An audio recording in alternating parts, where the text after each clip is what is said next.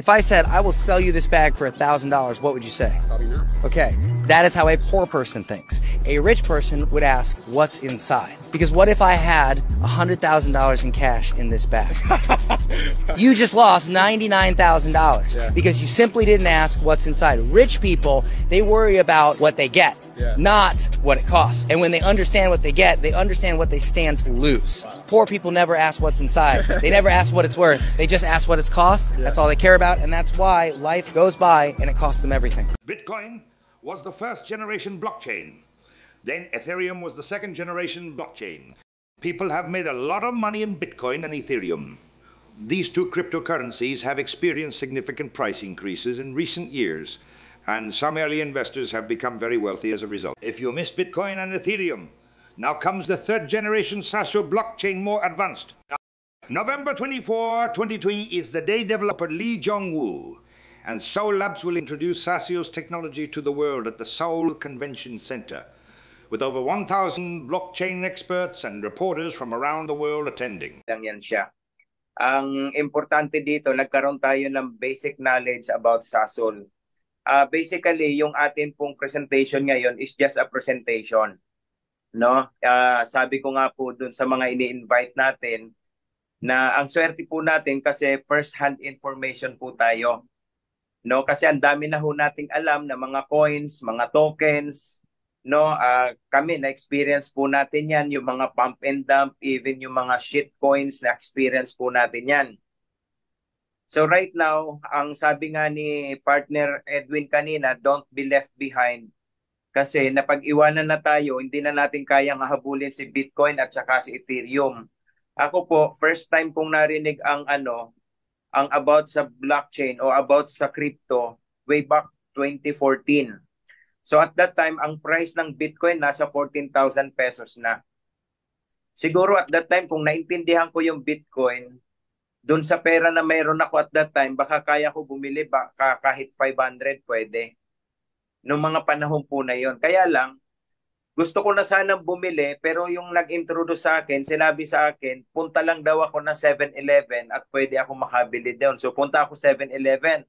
Akala ko, meron talagang meron talaga ibibigay na Bitcoin o kaya yung coin talaga, yung tangible. So in short, hindi kami nagkaintindihan kasi even yung 7-Eleven, hindi din nila alam. So yung pala, may proseso kasi nga internet money ito, so digital siya. So in short, hindi talaga ako at wala na rin, hindi na rin ako nagka-interest. So that was 2014. The second time na na-introduce sa akin yung Bitcoin, noong 2017, first quarter of 2017, tandang-tanda ko yan, ang presyo nun nasa 37 to 38,000 pesos. Alam nyo, yung time na yon, siguro gigil na ako bumili. Actually, bumili naman ako 2 Bitcoin. Kaya lang, nung nag-increase siya to 100,000 pesos, ibinenta ko na lahat yon. Alam nyo po ba na kung tinagalan ko pa yun ng konti, nung December 2017, nag-shoot up siya from 38,000 pesos nung March of 2017, naging po siya, naging 1.2 million pesos noong 2017. Nakita niyo yung di ba? Kung ikaw talagang na-anticipate mo, talagang magi-invest ka. Another one, nitong 2021 lang, may nag-introduce din sa akin. Nung time na yun, actually hindi 2021, 2018 na-introduce sa akin yung ano ba yun? Yung Dogecoin naman, Doge. So ako, masasabi ko talaga na during that time, kaya ko bumili siguro kahit 5,000 o 5 billion na token. Coin yun, hindi naman 5 billion pesos. Token yun. Kasi at that time, sobrang baba pa talaga ng price niya. So, in short, since marami na akong mga, mga nalalaman about dun sa mga coin na yan, so may mga binibili na rin ako. Kaya lang, hindi talaga ako nag-bother na bumili doon. Noong 2021, alam niyo ho, umabot po siya ng 19 pesos nung all-time high, ang isang coin. So imagine niyo kung bumili pala ako at talagang na-anticipate ko na ganun yung magiging price niya. So kung bumili ko ng 5 billion, nung nag all-time high at nakalimutan ko kunyari, baka 5 billion multiply by 19, magkano yon? That's 100 billion. Siguro hindi ko na kayo kilala lahat ngayon. Kasi hindi na ako dito. Kasi imagine naman, 100 billion pesos na yon.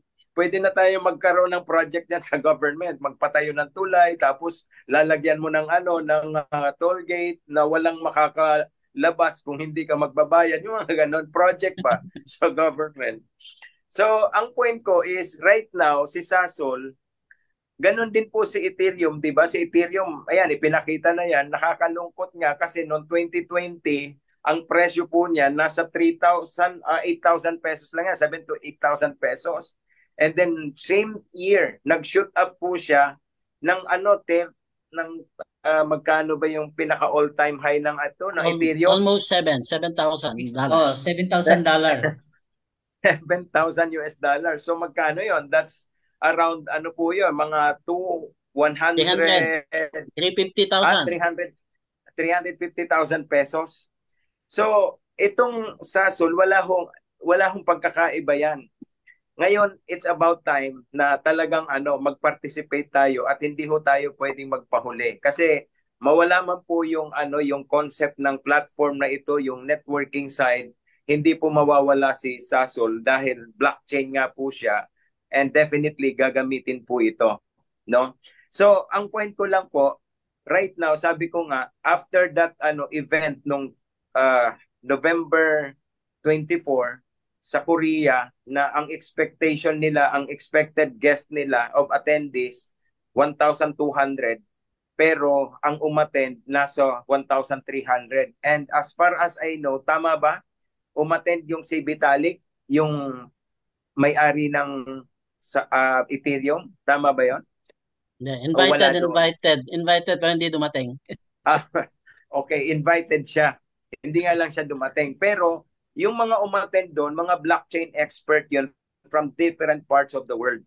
Ibig sabihin, nagkaroon sila ng interest na talagang alamin kung ano ang meron dito kay Sasol. That's why kung mapapansin niyo po right now, grabe ang build up niya and ang dami mga announcement ngayon na hindi natin ina-expect na ganyang kabilis.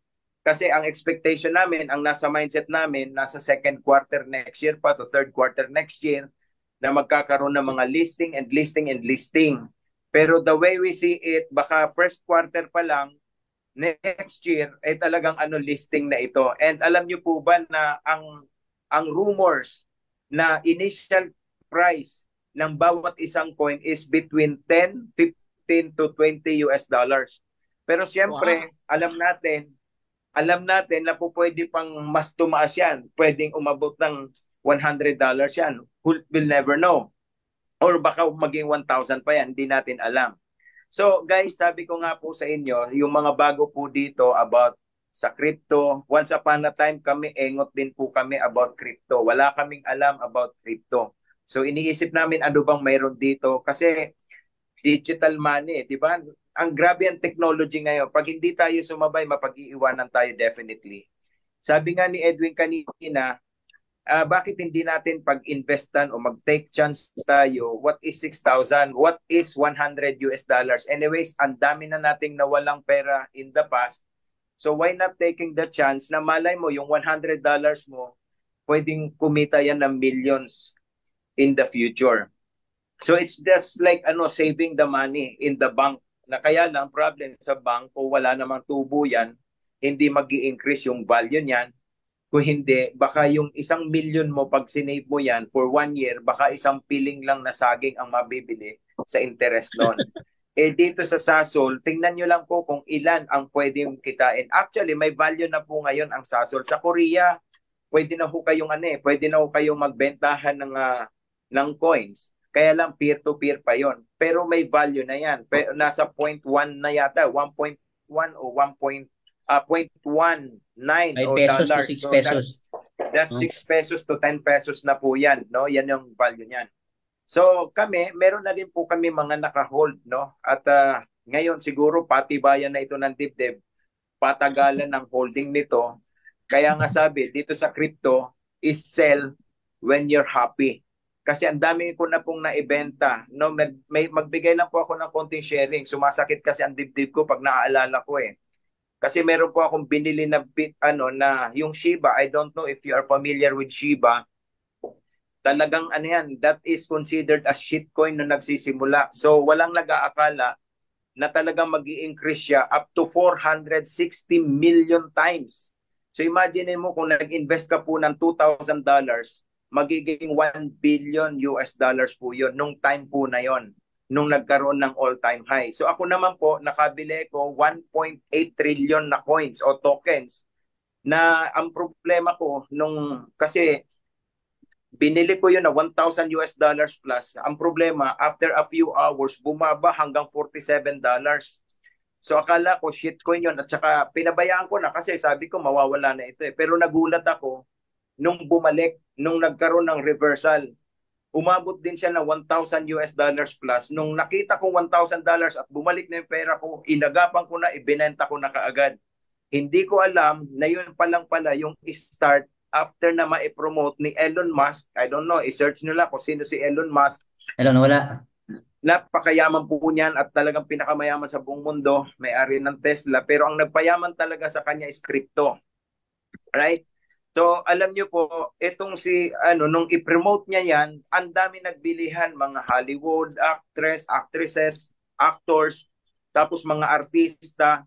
Ang dami pong bumili niyan. Even dito sa Philippines, sumikat po yan ng husto. At talagang umabot ng trilyon yung market cap niya.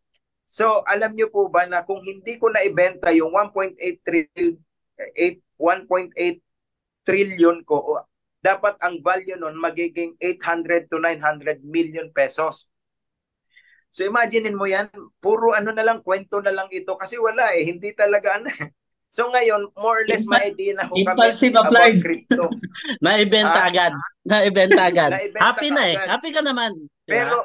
Pero ito po ang matindi. Yung aking kaibigan, friend ko po ito sa community namin sa mga whales ng diyan sa Telegram. Pilipino din po ito, pero ito siguro na-anticipate niya na kasi dati nagbabatuhan kami nito na mga link na ito, bro, maganda itong coin na to, bilhin mo ito. So yung mga pump and dump na coins. So bumili siya ng napakarami. Ipakita ko lang sa inyo. Ito, nakikita ba?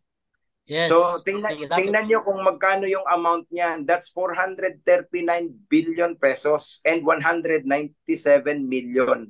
Yan po yung pera niya noong 2021 during the all-time high or ATH. Oh. Tingnan niyo kung ilan ng ilan ng Shiba niya. Nabili lang niya yung Shiba na yan worth 5,000 US dollars pero ang Shiba niya umabot ng 503 trillion na Shiba. At ang value niyan during the all-time high is nasa 382 billion pesos. Kakainis, no? Parang gusto kong magwala eh. Alam niyo yon? So, ito po yung ito yung sinasabi ko, mga surprises. Marami na hong kumita, marami ding mga lalugi, pero that's life. Ganun talaga sa negosyo. Sometimes malulugi, sometimes kikita. Pero dito wala tayong lugi dito kasi unang-una wala pang ang value yung coins natin, tataas pa lang eh. So saan ang lugi doon?